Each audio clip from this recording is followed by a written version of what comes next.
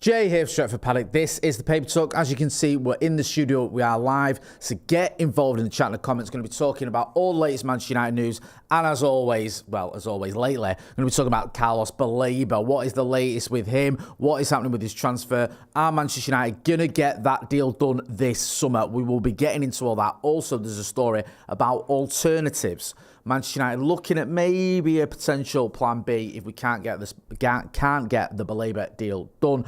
Plus, we'll be talking about this meeting that's been going on at Old Trafford and the new tagline that the club have got. We'll get into all that. Plus, there's a Marcus Rashford interview. Plus, we'll have an update on Sekou Kone as well. He had a bit of a serious injury last night. Plus, there'll be a little bit on the Carabao Cup, on Toby Collyer, on Donnarumma. So make sure you are hitting that like button and getting involved. Good to see the usual suspects are all here. Doc Rock, Heaven Soul, Wayne Davis, 2-6 and a cider is a fantastic name. BMW Racing 1974. Good to see all you wonderful people. Right, let's talk about Carlos Baleba / Adam Wharton, because this is an ESPN. It says Manchester United will make a real concerted effort to sign either Brighton and Hove Albion midfielder Carlos Baleba or Crystal Palace's Adam Wharton. So that's the sort of top line. Then there's some other stories there. There's a couple of I've seen a couple of stories doing the rounds on this front. There was one in the Manchester Evening News. The Evening News did one of those news opinion pieces that I quite like, to be fair. I'm not too mad about the Evening News' news stories. But when they do these opinion pieces, they're quite good because they look at the news and then they give a sort of an angle on it and their opinion on it. And there's been reports here, we see it in the in ESPN, and I think the quoting is at the Independent, saying that basically Manchester United are pushing for Carlos Baleba. That's the main priority. There's the going as sort of as big as they can for Baleba. That's the story that's been doing the rounds for weeks. Everyone knows that. Ruben Amorim apparently is keen on the deal. Ineos is keen on the deal. Everything is lining up that we're trying to get the deal done. The player himself is keen on the deal. The issue is Brighton are playing hardball in terms of the transfer fee. We did have a report earlier on in the week that United had got in with a bid, but it did seem like there was only one or two papers reporting that. It was nothing concrete. I still feel, in all honesty, that might have been a bit of an exaggeration. I still feel, in terms of an official bid, that hasn't come yet. Brighton holding out for around 100 million. United, from various reports, willing to pay around 70 to 80 million. However, we've seen from ESPN, we've seen from one of the two other papers as well, that United could look at Adam Wharton as an alternative. Now, could you get Adam Wharton for cheaper than you could get Carlos Baleba? Possibly you could. Crystal Palace play hardball when it comes to transfers. Would they expect 100 million for Adam Wharton? I'm not so sure, but I think this is unlikely. It does feel to me as though Ineos, United, Amorim, Wilcox, Vivell, Ratcliffe, whoever you want to label it as, are all in on Baleba. It does feel like that is the overwhelming priority. Maybe they look at Adam Wharton, who can do a job, who did very well in the Community Shield, or the Charity Shield as I still call it, the other day, and has had a very good season last season. He's one of the most exciting young midfielders in the Premier League. I wouldn't be surprised if United had looked at him. However, it does feel like all eyes are on Baleba. And the only way I see us going for someone like Wharton is if they felt that there was no chance of getting Baleba, not just this summer, but maybe beyond. It does feel as though Manchester United are keen to make that deal happen. Let me know what you think. Do you think United should be pivoting towards Adam Wharton if we can't get Carlos Baleba? Do you think we should wait and we should just say, look, if we can't get Baleba in this summer, we wait till next summer. We don't go and get someone who is not the same, is he? He's not the same type of player. Yes, he operates in a similar position, but I don't think you watch Adam Wharton, you watch Carlos Baleba, and you think they're identical players. They're very different, in my opinion. But let me know what you think. Heaven Soul says, all in on Baleba for me. DFS Zar says, Baleba or bust. T Mills says, Adam Wharton is not worth the same as Baleba. I kind of agree with that one. Joe James John. He's talking about Grimsby. We'll get to that in a minute. Robert Tater in the chat as well. Nick says, our Brighton, playing hardball. We haven't made a bid yet. They're playing hardball in terms of what they're asking for.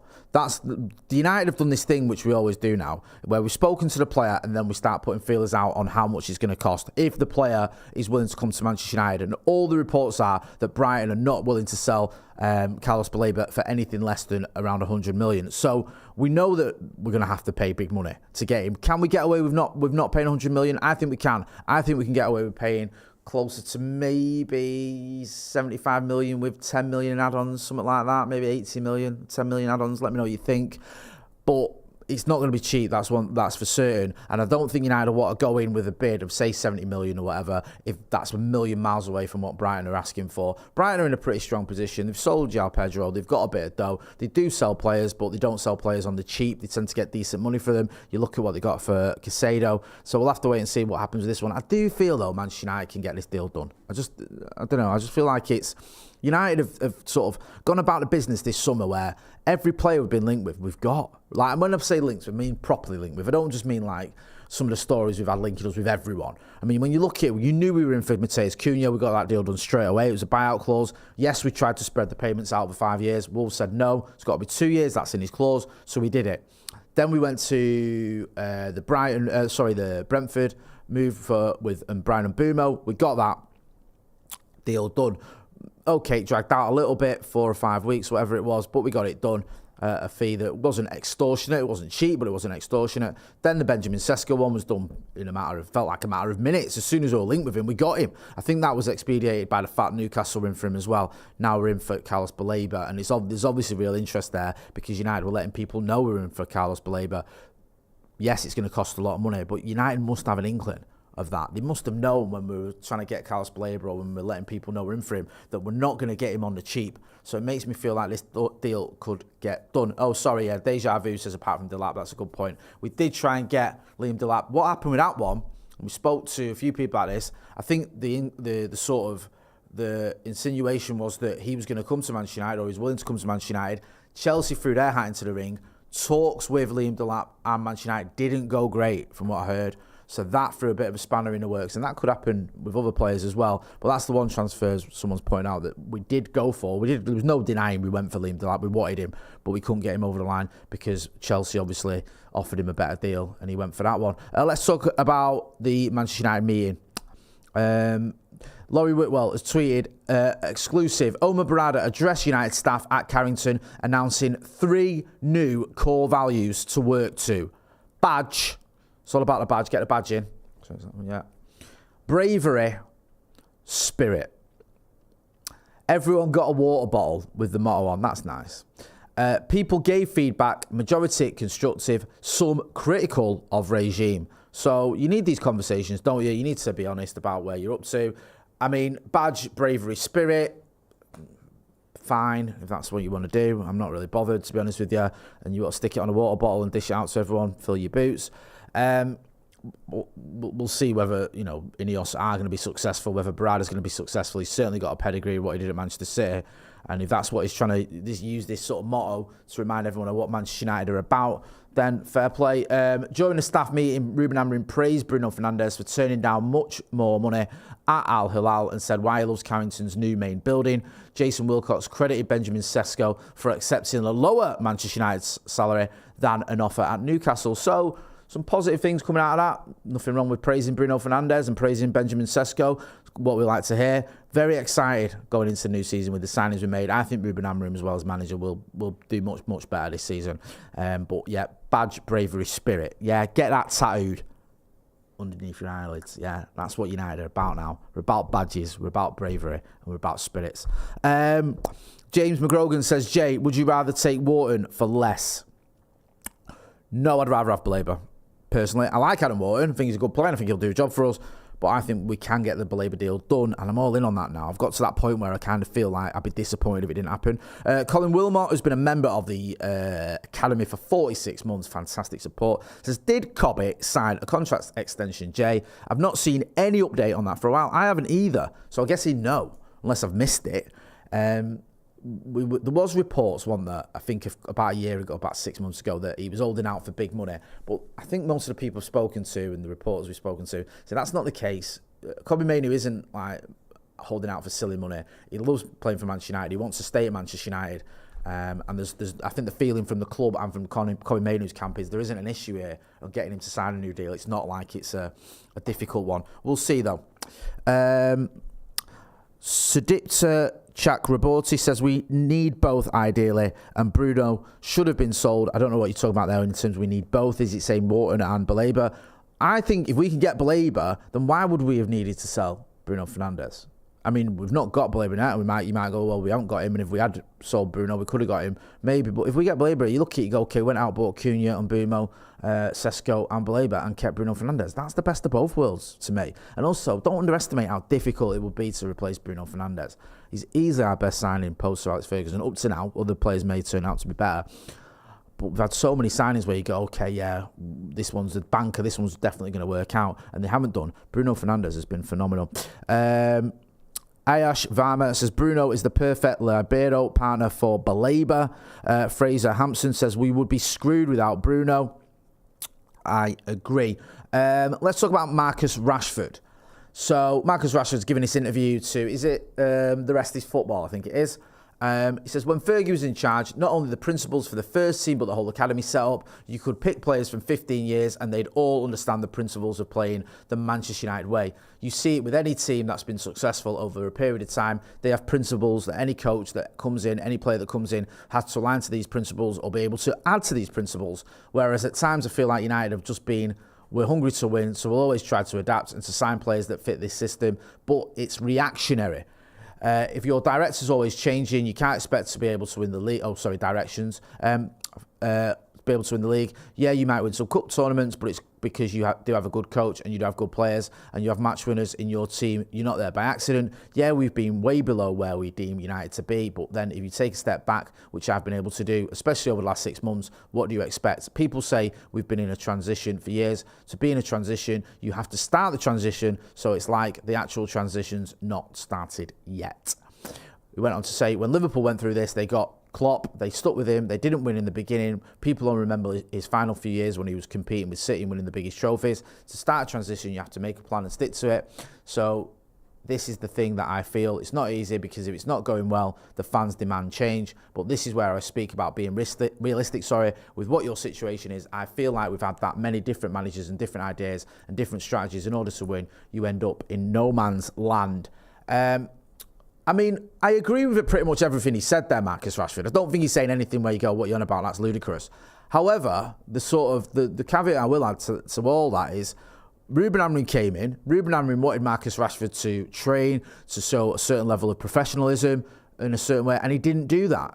There was obviously an issue there because Ruben Amorim picked and played Marcus Rashford when he came in. He scored the first goal under Ruben Amorim. He scored 2, I think, in his last Premier League start. It wasn't like Marcus Rashford wasn't playing. It wasn't like Ruben Amorim wasn't getting something out of him. However, the Manchester derby was a big turning point, wasn't it? Wasn't in the squad. Not unhappy with what he'd been doing, I think, out of hours, if you can call it that. Then he gave an interview to Henry Winter saying he wanted to leave Manchester United. So while Marcus Rashford is saying the right things there, he could have done more, I feel, in terms of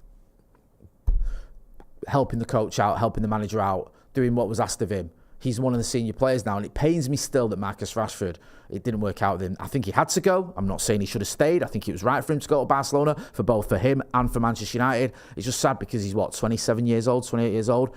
He should be starting for Manchester United. He should be part of that front three. But he isn't, and Marcus Rashford's got to accept his own responsibility and his own role in that. Let me know what you think.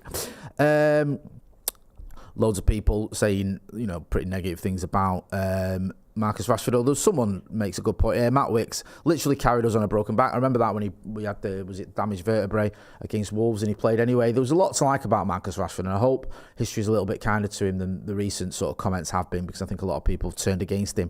Hacky Step says he's had enough. I think that's what he's saying. He looked at the years left and decided it was time to go. I get all that. You might think, you know what, I've had enough of Manchester United, I want to try something else. That's fine, but you still do it in a professional manner. That was my biggest gripe. Real recognises real says we have levelled up massively from Rashford. Brown Knight says people have short memories, so a bit of a mixed bag. Let's talk about Sekou Kone. He got injured last night. It was quite a serious one. I think the game at Sandworth was abandoned when we got a head injury. I think the latest we had this last night, was that he was conscious. It wasn't as serious as feared. If there are any updates, then obviously we will give you them. But as far as we know, it seems like he's going to be okay. This is from the Mail. It says, we can confirm Sekou is conscious, stable and communicating with United's medical team. He has been taken to hospital as a precaution for further checks. We'll keep you posted. Wishing him a speedy recovery. You hate to see things like that, and you did fear the worst when you saw the game has been abandoned. I thought, crikey, that sounds like a very serious one. Donnarumma. what have I been saying about Donnarumma? Of all the things that isn't going to happen, this isn't going to happen the most. And Fabrizio Romano is saying that Donnarumma's agent, Raiola, Premier League is the right step for Gigio, in my view. We're working on it. There are zero talks with Italian clubs. We are still shocked by PSG's behaviour with Gigio. Manchester City are keen on Gigio. Looks like he's going to go to City. I think there's talk one of Edison moving on and maybe him replacing Edison. Still very young, and Donnarumma. He's like 26. Man, he's been around for about 10 years. But we'll wait and see what happens with that one. He ain't coming to United. I never really felt he was going to. There was a few links, weren't there? I don't even think we could afford his wages, to be honest with you. He's not signed a new deal at PSG. He still would have been on massive money there. And according to all the latest reports, when it comes to Manchester United, we don't pay that kind of money anymore. Toby Collyer has been the subject of interest from the Championship, according to the Manchester Evening News. Over a dozen Championship clubs have inquired about Toby Collyer. So that's an interesting one there. I mean, I like Toby Collyer. I thought he actually might get some minutes this season. Had a bit of a baptism of fire last season, didn't he? But we've had an update. There we go. Laurie Whitwell. And we've got it here. We've sort of borrowed it from him, shall we say. West Brom appeared to have beaten a host of Championship clubs to the loan signing of Toby Collyer. There you go. Just saying how I was hoping he'd stay and get some minutes, but he's not. He's got a West Bromwich Albion. Makes sense. If you've got all these midfielders and if the manager's thinking he's not really part of my plans, West Bromwich Albion, decent club, get that experience. He hasn't got that many sort of minutes as a professional. I know he played a bit last season, didn't play loads, and he got that injury when he was just sort of looked like he was going to be an option for the first team. So he's heading to the Hawthorns, and we wish him well. Here's a mouth-watering clash for you. Grimsby Town versus Manchester United. Yes. That is what is going on in. We had this last night in where we saw the Carabao Cup draw. We're not usually in the second round, but we are now. And we're going to go to Grimsby. So you might want to... is it? Yeah. So you might want to... Blundell Park, I didn't know where they played. Blundell Park. So yeah, you look forward to that one. As always, for that game, we'll have a watch-along, we'll have a preview and all that stuff. But all focus right now is on the Arsenal game, innit? We've got Arsenal this weekend, this Sunday. A massive game for a multitude of reasons. Obviously, it's the first game of the season. Obviously, it's always a big game when you play Arsenal. We've got all these new signings we want to see, how they're going to get on, the likes of Matheus Cunha, Brian Mbeumo, Benjamin Sesko. I doubt Diego Leon's going to play, but we've also brought him in as well. So, yeah, big test for Ruben Amorim, especially with what happened last season. Let's have a look. Let us know what some of these comments before we wrap up. People sort of talking about Collyer going to West Brom. Someone saying Santa Notch is in the know. Akash K says, so what was the point in signing James Trafford if City get Donnarumma? Listen, we'll let City sort their mess out. I'm not really bothered. I just know that Donnarumma isn't going anywhere. Isn't coming to United. Just Ash and stuff says, please grow a moustache if we place 5th or above. My moustaches aren't great, you know.